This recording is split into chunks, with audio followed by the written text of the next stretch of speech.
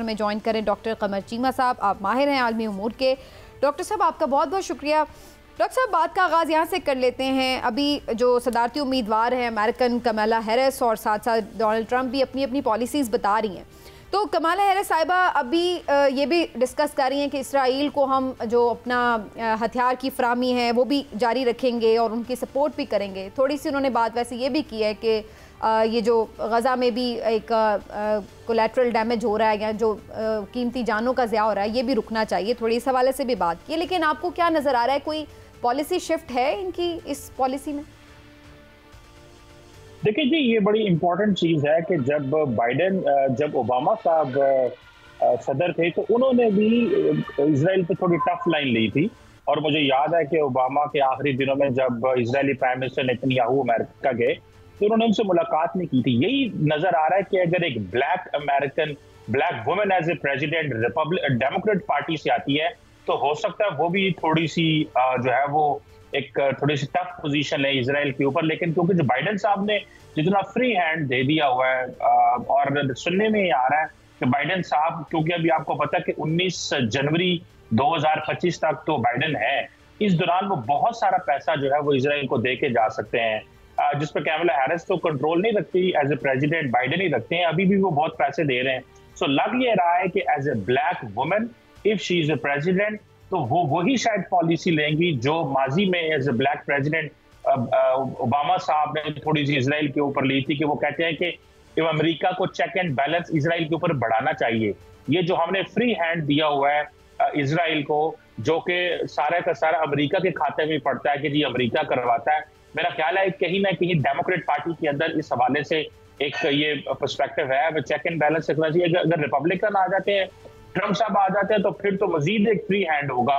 और आपको पता है कि एक लॉबी होती है with in the white house and pentagon जो चाहती है कि जंगें रहे और असला बिकता रहे, तो वो शायद दोबारा प्रिवेल कर दे। सो लग तो ये रहा है कि कैमला हैरिस इजराइल के ऊपर थोड़ी सी पॉलिसी को रिवाइज करेंगी। लेकिन आपको पता है कि इलेक्शन है, इजराइल लॉबी वहां पे बड़ी एक्टिव है, मीडिया में भी उनका काफी रोल है, फंड्स में भी वो काफी इन्फ्लुएंस करते हैं, तो लिहाजा कैमला हैरिस थोड़ी जो है वो हेजिटेट कर रही है। अच्छा चीमा साहब, ये फरमाइएगा कि आपने 2-3 दफ़ा अपनी गुफ्तगू में जिक्र किया ब्लैक वुमेन, तो अमेरिकी सोसाइटी को समझते हुए आप क्या समझते हैं कि एक तो वुमेन होते हुए और खातून होते हुए और ऊपर से ब्लैक वुमेन होते हुए क्या कमला हैरिस जीतने में इलेक्शन कामयाब हो जाएंगी?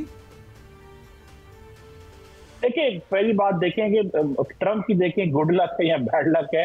ये पिछली दफा भी 2016 में भी जब वो इलेक्शन लड़े तो एक हिलरी क्लिंटन की खातून उनके मुकाबले में थी, पहली दफा जो कि डेमोक्रेट पार्टी ने लॉन्च की। इस दफा भी इत्तेफाक से एक डेमोक्रेटिक पार्टी से एक वुमेन सामने आ गई है।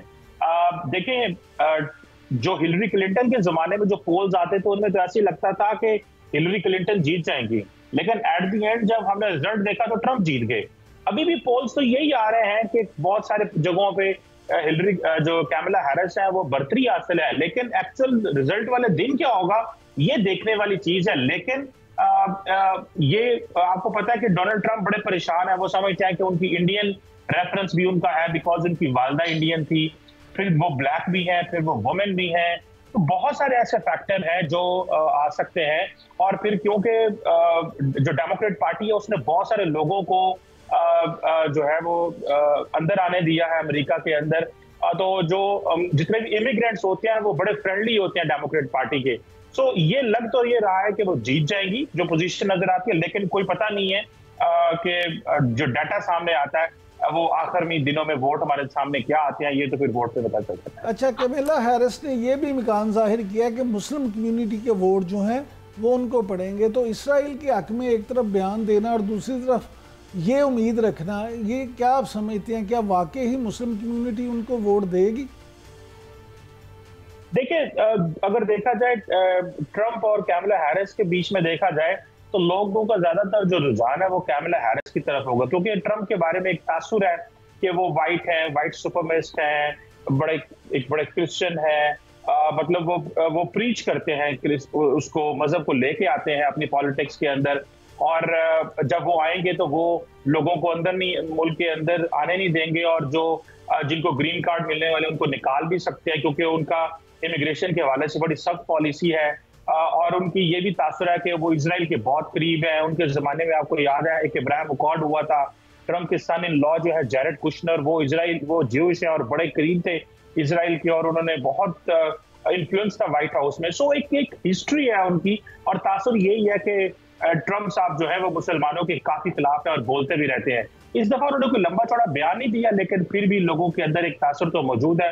एंड कैमला हैरिस को being a women and black and immigrant होने के नाते एक अच्छा, ये भी फरमाइएगा डॉक्टर साहब कि बरतानवी तज्जियाकार जो ओवरऑल मुख्तलिफ इस वक्त जंगें छिड़ी हुई हैं, उसकी तनाजुर में ये भी बात कर रहे हैं कि ये तीसरी आलमी जंग भी छिड़ सकती है, और वो कहते हैं कि चीन ताइवान तनाज़ा है, फिर ईरान के जौहरी हथियार हैं वो भी खित्ते को ख़तरनाक बना सकते हैं, जो गज़ा की सूरत हाल है वो भी हमारे सामने है, यूक्रेन वाला मामला भी सिमटा नहीं है।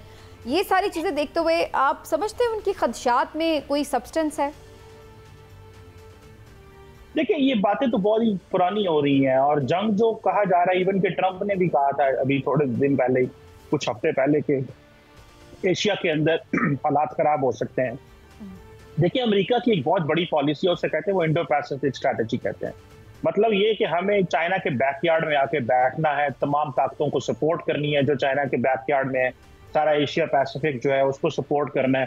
तो ये बार बार की जा रही है। सो चाइना को प्रेस किया जा रहा है। ताइवान के अंदर अमेरिकी कांग्रेस के लोग जाते हैं, ताइवान को कह रहे हैं कि आप अपनी आज़ादी की बात करें। सो इसी तरह खित्ते के जो इंडो पैसिफिक के अंदर, एशिया पैसिफिक के अंदर बहुत सारे ममालिक को अमेरिकन मिलिट्री सपोर्ट दे रहे हैं, डिप्लोमेटिक माजरत चाहता हूँ, सपोर्ट दे रहे हैं। तो इसके चांसेस तो मौजूद हैं कि एक हवा बन रही है। लेकिन ये कहना कि वर्ल्ड वॉर 3 होगी, ये I think it's too early to say this, और ममालिक बड़े केयरफुल होते हैं। अच्छा चीमा साहब, ये फरमाइएगा कि भारतीय वजीर खारजा जो हैं जयशंकर, उन्होंने ये कहा कि जी पाकिस्तान के साथ तो मुस्तकिल बातचीत का दौर अब ख़त्म हो चुका है, मसला कश्मीर भी हल हो गया है। तो अब आप ये क्या समझते हैं कि ये जो भड़क वो उन्होंने लगाई है, ये कश्मीर के इलेक्शन की वजह से, या वाकई इंडिया अब इसी तरह से सोचता है? देखिए, सच्ची बात तो ये है कि मुझे ये तो नहीं समझ कि इंडिया क्या कह रहा है, लेकिन मुझे ये समझ है कि पाकिस्तान बिल्कुल खामोश है। पाकिस्तान की कोई अप्रोच ही नहीं है, कोई पॉलिसी नहीं है। वजीर खारजा ने कभी कोई लफ्ज नहीं बोला इस हवाले से। और लेकिन ये जो डॉक्टर जयशंकर कह रहे हैं, मेरा ख्याल है कि उनकी एक कंसिस्टेंट अप्रोच है। वो कल एक बुक है, उसके ऊपर बात करते हुए उन्होंने पाकिस्तान का जिक्र किया था। सो मुझे लगता है कि इंडिया ने एक कंसिस्टेंट अप्रोच रखी हुई है। लेकिन देखना यह है कि जो पाकिस्तान ने उनको इन्विटेशन भेजा है अक्टूबर का, उसमें वो आते हैं कि नहीं आते, ये एक इम्पॉर्टेंट चीज है। अगर वो आते हैं तो क्योंकि उन्होंने अभी रिसेंटली ओथ लिया है, 3rd टर्म है, अगर वो कोई डेवलपमेंट चाहते हैं, लेकिन लगता नहीं है। क्योंकि अगर आप देखें कि डॉक्टर जयशंकर और नरेंद्र मोदी ने बड़ी टफ लाइन ली है जब से वो वजीर आजम बने हैं। SCO की कॉन्फ्रेंस हो, अभी अस्ताना में हुई, वहाँ पाकिस्तान के खिलाफ बातें हुई। ओवरऑल इंडिया के अंदर भी जहाँ भी वो जाते हैं वो पाकिस्तान का जरूर जिक्र करते हैं। बांग्लादेश में जो डेवलपमेंट हुई उस पर पाकिस्तान का कह दिया। तो देखते हैं कि इस हवाले से एक तो मोदी साहब आते हैं कि नहीं आते, और दूसरा जो जयशंकर ने बोला है पाकिस्तान के और कश्मीर के हवाले से, ये कोई नई बात नहीं है। लेकिन अजीब बात यह है कि पाकिस्तान की तरफ से मुसलसल खामोशी है। शायद पाकिस्तान ये उम्मीद लगा के बैठा है कि हम खामोश रहेंगे तो शायद इंडिया के साथ बातचीत का राह हमवार हो सकता है। मेरा ख्याल है जिसकी वजह से बड़े अजीब किस्म से सिग्नल जो है पाकिस्तान की आवाम को जा रहे हैं।